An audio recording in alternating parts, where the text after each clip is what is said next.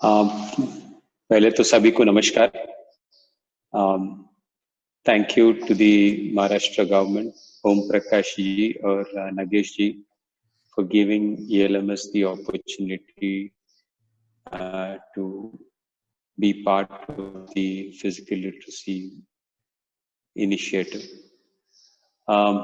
मेरा तो बस स्पोर्ट के प्रति करीब 35 इयर्स से मेरा जुड़ना रहा है। तो इस समय में काफी बदलाव मेरे मन में आया जो मैं शेयर करना चाहता हूँ। मैं मानता हूँ कि भला ही ये रियलाइजेशन मेरे में थोड़ा सा लेट आया होगा, बट मैं जो कह रहा हूँ ये शायद नया नहीं होगा, ये सभी के लिए एक्सपीरियंस होगा। मैं बस अपना जर्नी शेयर करना चाहता हूँ। इसमें ऐसा मैं नहीं मानता हूँ कि ऐसे बहुत सारे चीज ऐसे कोई नए नहीं होंगे, बट मुझे ऐसा लगता है कि पहले मुझे ऐसा लगता था कि जब मैं खेलना शुरू किया तो स्पोर्ट्स एक एक ऐसा मीडियम है जो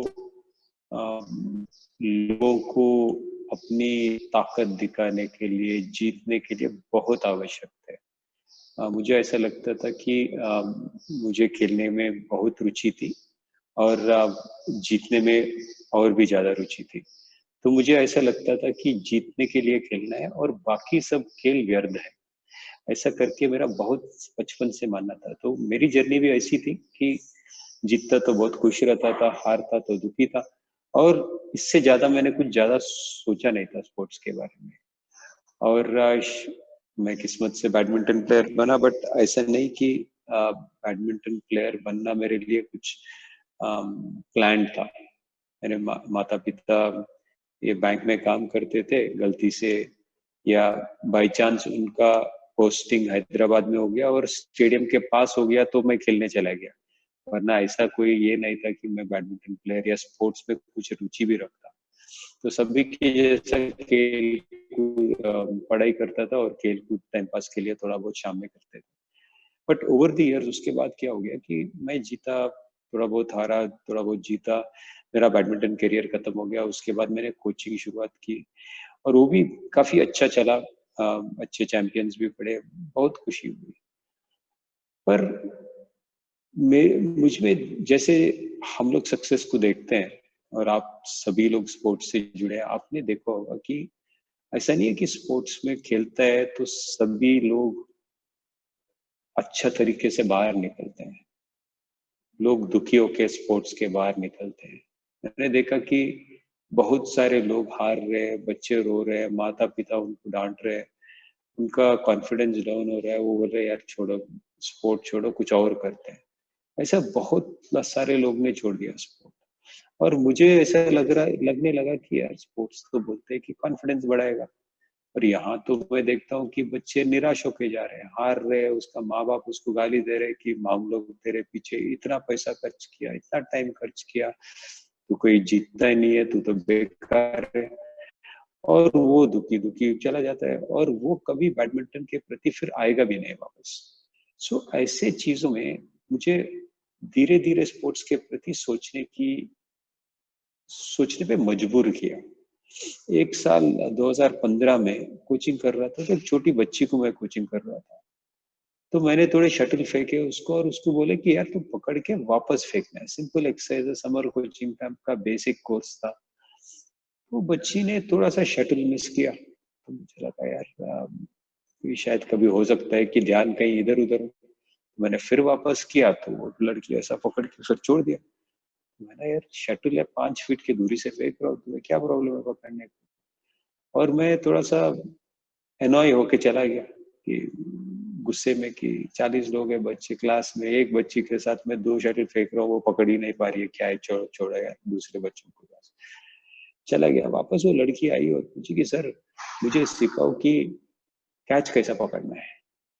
ये सवाल मुझे सोचने पे मजबूर किया बोलो, या मेरा पूरा जो स्पोर्ट में जो एक तरीके का जो एजम्पशंस थे वो सारे खत्म हो गए।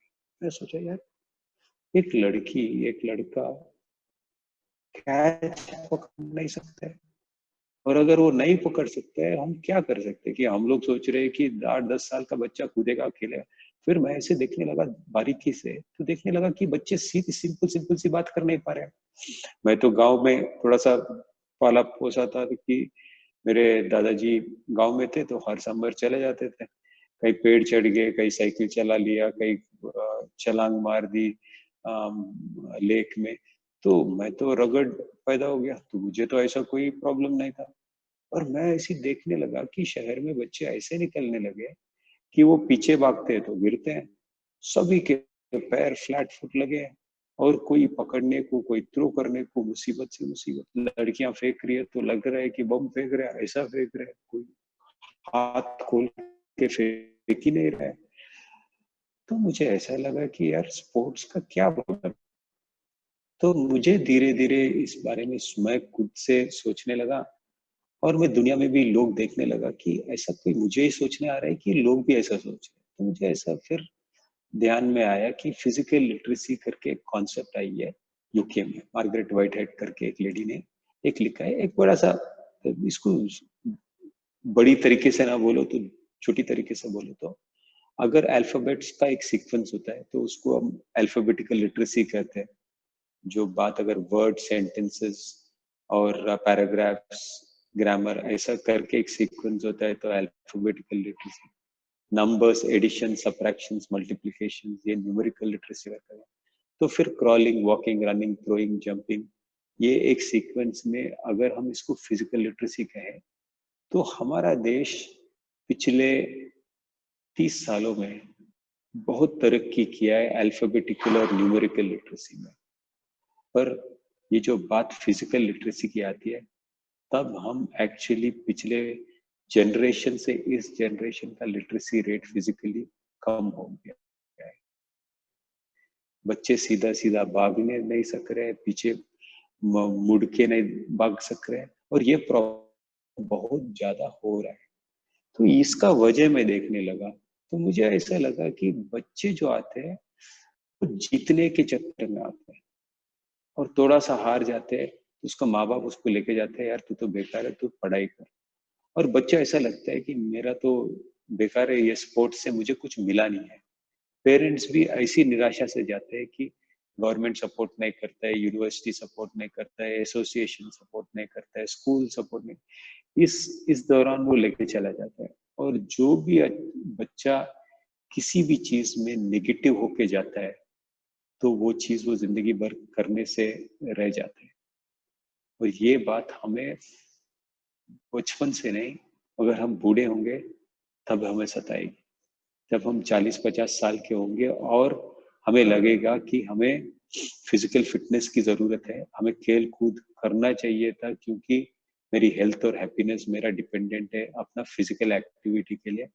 तब अपना बॉडी अपनी बात सुनेगी नहीं। एक जनरेशन ऐसा होगा शायद, हम लोग जो 40-50 साल के हैं, तो हमें ऐसा लगता है कि हमारा जनरेशन तो सुधर गया।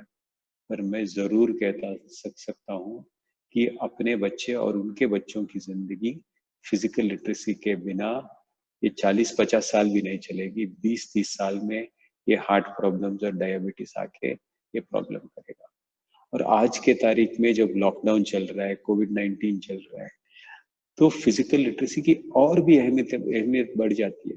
क्योंकि हम अगर अपने आप घर में होके बॉडी को थोड़ा इधर उधर घुमा के कुछ योगा एक्सरसाइज कर ले, कुछ फिजिकल एक्टिविटी कर ले, और उसमें हम मजा आए, तो that's the only way of getting happiness.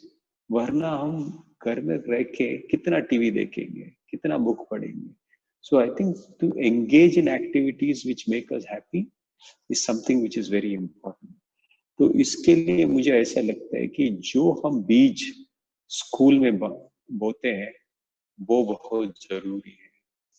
तो हमें कभी भी देखिए, हमें ऐसा लगता है कि बच्चे जो हैं वो, एक सेकेंड,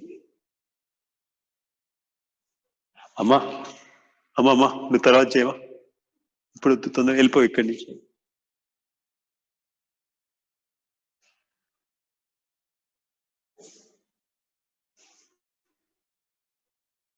या हमें जो है, जो बच्चे जो अगर स्कूल में अगर आप देखेंगे तो एक क्लास में 50 बच्चे रहेंगे, तो उसमें से अगर स्पोर्ट्स की क्लास हम कहेंगे तो न फुटबॉल बोलो, बास्केटबॉल बोलो, बैडमिंटन बोलो, सभी स्पोर्ट 5 से 10 बच्चे ही खेलते रहेंगे। बाकी लोग, ऐसा लगेगा उनको कि यार इसमें तो इनको ऐसा लगता है कि इनके साथ खिला के खेल के इनका कोई फायदा नहीं होने वाला है।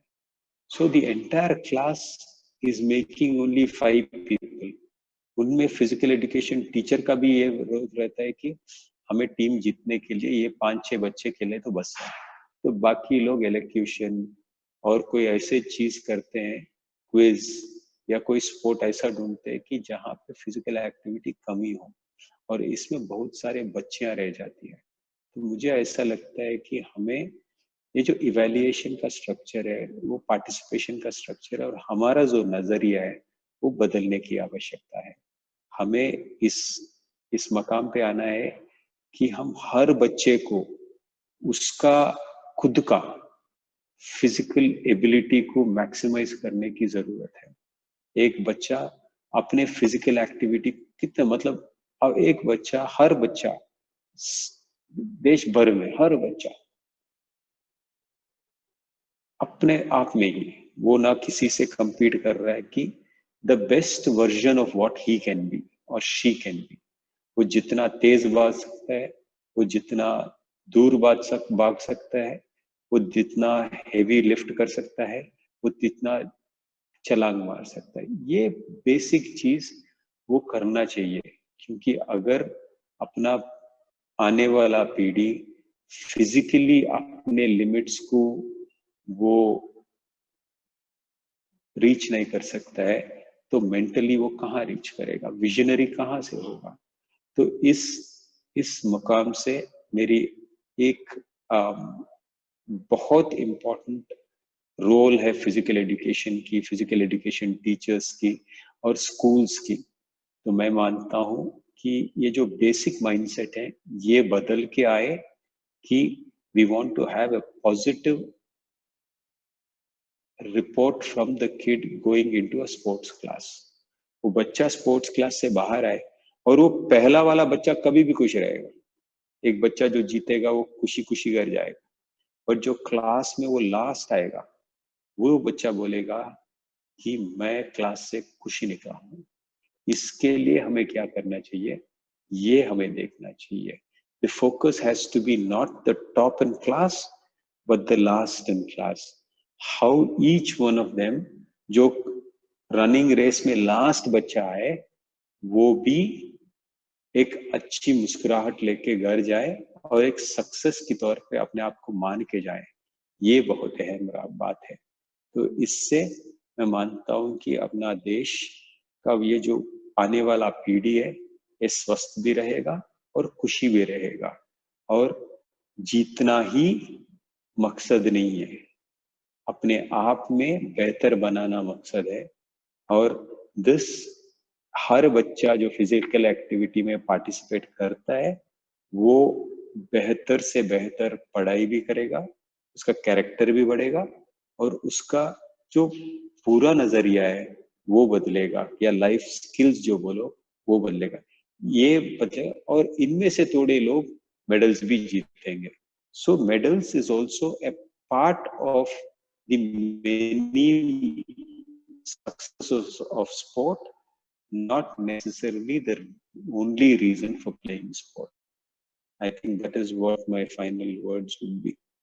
I would wish all the very best to all of you. I would like to thank Nilesh from Excel Roots for helping to coordinate this, and the entire Maharashtra government. Wish you all the very best in making Maharashtra and our country and a happier and a healthier place. Very important people. I wish you all the very best. Or we from ELMS, the team is there, and I, on my part, am very happy to be part of this initiative. And thank you very much. Namaskar.